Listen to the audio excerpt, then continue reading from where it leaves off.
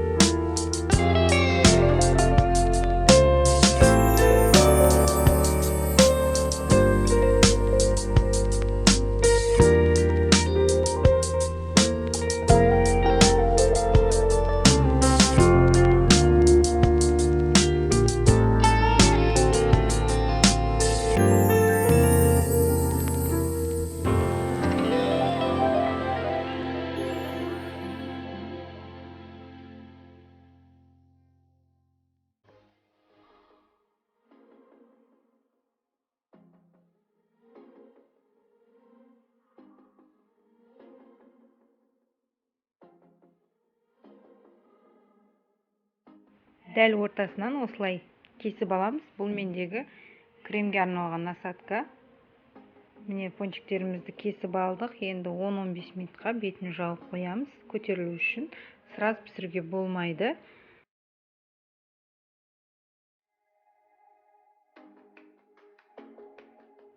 Майымыз қатты қызып кетпеу керек, өйткені тез күйіп кетеді. Сол себепті арасы піспей қалуы мүмкін. Баяу отта осылай сарғыш етіп қуырып аламыз.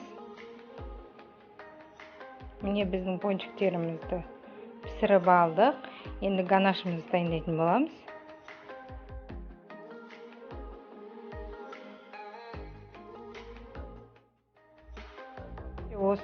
Іші осындай воздушный болып шығады. 50 грамм шоколадымызды татып алып, оның үстінен 50 грамм сливке құямыз. Су буында ертіп аламыз.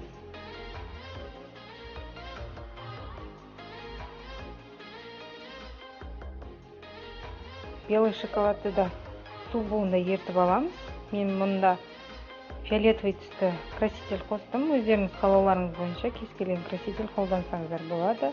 Менде қанық болып кеткен үшін ақ түсті қостым, кішкене ашық түс беру үшін.